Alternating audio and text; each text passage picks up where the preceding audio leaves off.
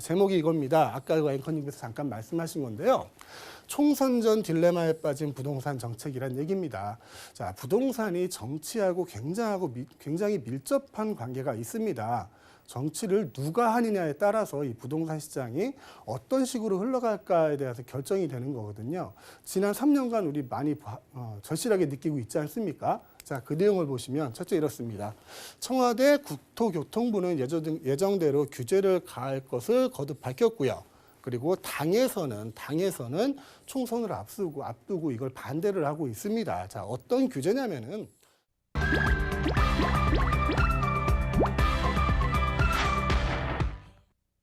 자, 첫 번째 소식 한번 볼게요. 제목은 갭 투자 후유증, 세입자 전세금 돌려달라, 소송 2배로라는 제목입니다.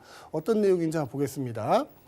9억 원 이상에 대한 주택의 강제 경매 건수예요. 그러니까 2016년에 66건에서 작년에는 46건, 그리고 재작년에는 46건, 작년에는 107건으로 2배 이상이 늘었습니다.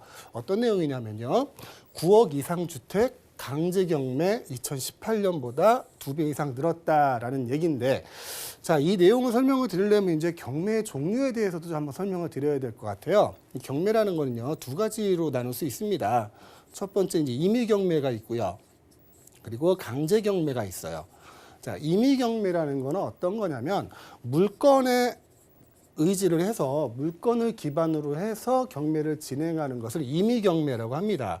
자, 대표적인 물건이 뭐가 있냐면 우리가 흔히 아는 이제 근저당 설정 이런 거를 아실 수 있을 거예요. 자, 은행에서 대출을 받고 저당을 잡히게 되면 이게 근저당이 되는 거죠. 그게 대표적인 임의 경매의 대표적인 물건입니다.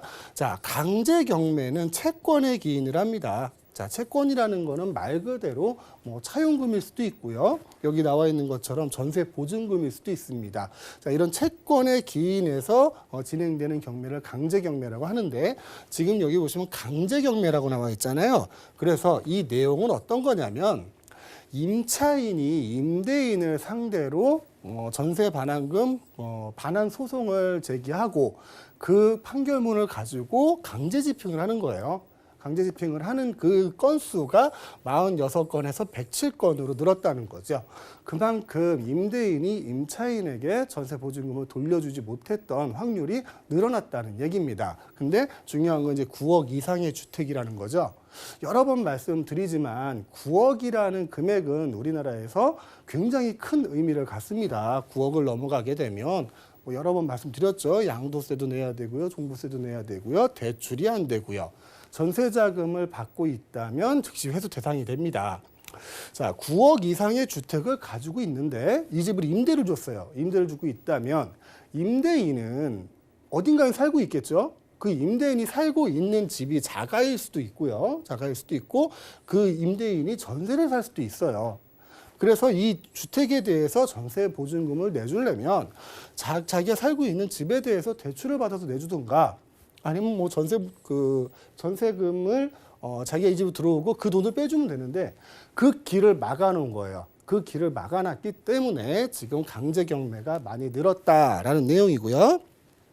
자, 두 번째, 과도하게 대출 낀 갭 투자와 이딴 대출 규제 겹치면서 전세금 못 내주는 사례가 속출하고 있다. 12, 16 대책으로 대출이 더 재며 부동산 강제 경매가 계속 늘어날 전망이다라는 얘기를 하고 있습니다. 자, 여기서 좀 말씀드릴 게 있는데, 기본적으로 이 근저당이 설정이 돼 있는 집은 전세 세입자가 입주를 하지 않는 게 일반적인 겁니다. 아니면 전세 보증금을 굉장히 낮게 잡겠죠. 그래서 실제 매매가가 10억이라고 하면 그 근저당 금액과 전세 금액이 7억, 6억 요 정도 선에서 움직이게 해야 되는데, 그 정도 선에 맞춰 들어갔다고 해도 임대인이 이제 이금융권에서 이제 대출을 또 진행할 수가 있어요. 그래서 실질적으로 전세 보증금을 내줄 수 없을 만큼 그렇게 유동성이 장악이 되는 경우가 있죠. 그런 경우가 많이 생겼다는 거고요. 특히 12, 16 대책 이후로 많이 생겼다는 겁니다. 대출 규제 때문에. 자, 마지막으로 세입자가 보증금을 돌려받기 위한 최후 수단인 강제 경매가 더욱더 늘어날 수 있다라는 내용. 이 내용에는 저도 동의를 하긴 합니다. 우리나라에서 이제 9억 원이 넘는 주택을 가지고 있다 하면은 대표적으로 떠오르는 게 지금 대출 규제거든요. 기존에는 지역별로 부동산 규제가 이루어졌어요. 하지만 이제 12.16 대책 이후로는 가격별로 부동산 규제가 이루어지고 있습니다. 그래서 부동산 그 자체에도 이제 계층이 생기는 것 같아요. 9억 이하냐, 9억에서 15억 사이냐, 15억 이상이냐. 이 어느 부분에 속해 있느냐에 따라서 그 부동산을 가지고 활용할 수 있는 방법이 굉장히 많이 달라집니다.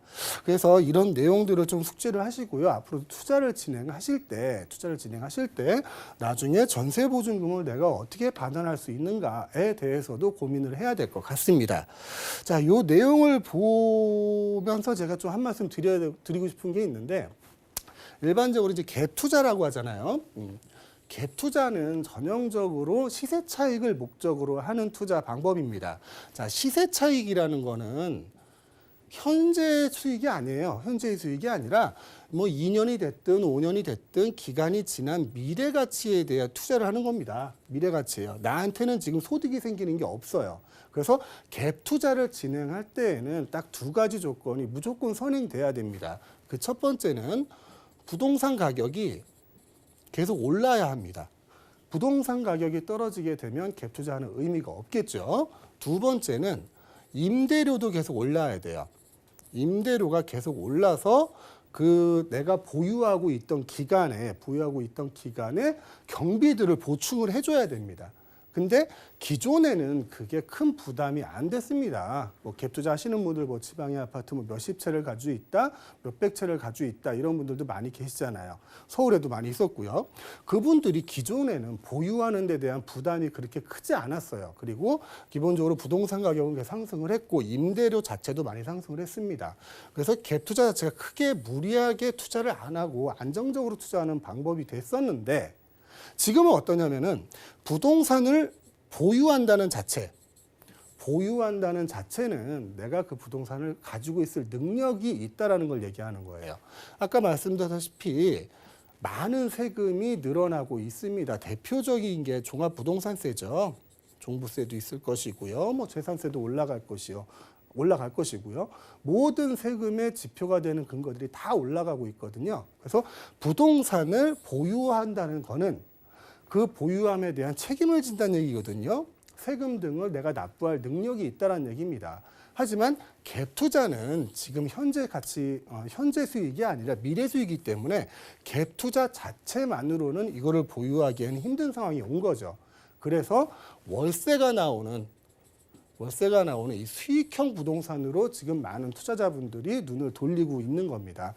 자, 이 월세가 나온다는 거는 현재 수익이 되겠죠. 그리고 나중에 시세 차익, 미래 수익까지 같이 볼 수 있는, 내가 부동산을 보유할 수 있는 여유를 가지게끔 그 경비를 만들 수 있는 그런 수익형 부동산 쪽으로도 이제 눈을 한번 돌려보시는 게 어떨까 하는 마음으로 말씀을 드렸습니다. 자, 다음 내용은요. 제목이 이겁니다. 아까 앵커님께서 잠깐 말씀하신 건데요. 총선 전 딜레마에 빠진 부동산 정책이란 얘기입니다. 자, 부동산이 정치하고 굉장히 밀접한 관계가 있습니다. 정치를 누가 하느냐에 따라서 이 부동산 시장이 어떤 식으로 흘러갈까에 대해서 결정이 되는 거거든요. 지난 3년간 우리 많이 절실하게 느끼고 있지 않습니까? 자, 그 내용을 보시면 첫째 이렇습니다. 청와대 국토교통부는 예정대로 규제를 가할 것을 거듭 밝혔고요. 그리고 당에서는 총선을 앞두고 이걸 반대를 하고 있습니다. 자, 어떤 규제냐면은 얼마 전에 이제 그 마용성이 지고 수용성이 뜬다라는 뭐 이런 제목들을 많이 보셨을 거예요. 자, 수원이나 용인이나 성남 지역의 부동산 가격들이 많이 오르고 있었습니다. 오르고 있으니까 이 지역을 조정 지역으로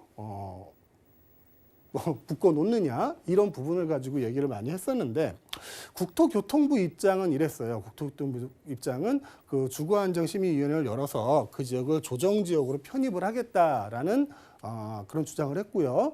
지금 여당인 뭐 민주당에서는 총선 전에는 그게 안 된다라고 반대를 했습니다. 뭐 다들 상식적으로 이해가 되는 얘기죠. 자, 집값이 오를 때마다 부동산 규제책을 쏟아내던 정부의 움직임, 총선을 앞두고 제동이 걸리게 됨. 자, 계속 그 정부에서 부동산 규제를 할 때마다 지금 여당에서는 좋은 정책이다라는 힘을 실어줬는데 총선을 앞두고 나니까 지금은 할 때가 아니다라고 해서 지금 당하고 정부하고 청와대하고 지금 의견 대립이 좀 있는 상태 같아요. 수원, 용인, 성남은 정부가 시가 9억 원 이상의 고가주택을 규제하자 서울로 몰렸던 유동성이 남하하면서 집값이 급등했다라는 얘기입니다. 기본적으로는 맞는 얘기예요. 수원, 용인, 성남의 가격이 지금 많이 상승을 한 상태고 서울을 규제를 하기 때문에 그 주변 지역인 수용성이 뜨는 건 맞는 건데 이거는 좀 확인하고 넘어가야 될 게 자, 수원, 용인, 성남의 집값이 2008년도죠. 금융위기가 있었던데 이때보다 금액이 낮습니다. 지금 금액이 낮아요. 올랐던 금액이. 그때 2007년도 한 10억 정도 했던 게 금액이 빠지기 시작했어요. 빠지기 시작하고 지금까지도 빠져 있었죠. 그리고 지금 살짝 올라간 게 한 8억 정도 해요. 지금 2008년도의 수준까지도 못 올라갔다는 얘기입니다. 그래서 그 지역 주민들은 좀 불만이 많이 있겠죠. 그리고 이 지역의 가격이 올라갈 수밖에 없는 그런 또 기본적인 조건이 있어요.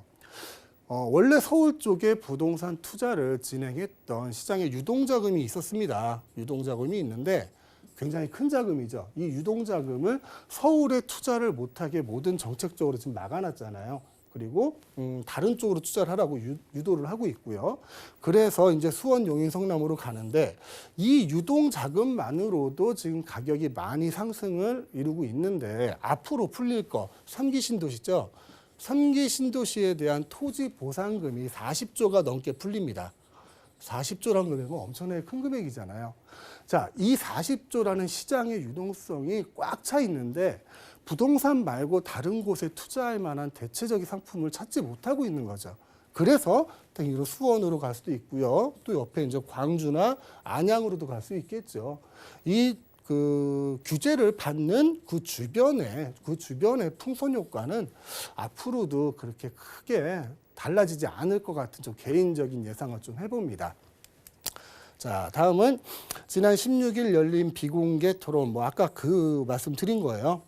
정부의 이제 국토교통부죠. 거기서는 규제를 하겠다라고 얘기를 하고 지금 여당인 그 민주당에서는 총선 후에 하자. 지금은 아니다. 이런 얘기를 하고 있는데 아까 뉴스 보니까 이제 규제를 하는 쪽으로 결론이 나는 것 같아요. 아직 발표는 안 났지만 드디어 19번째 부동산 대책을 우리는 이번 주에 만나볼 수 있을 것 같습니다.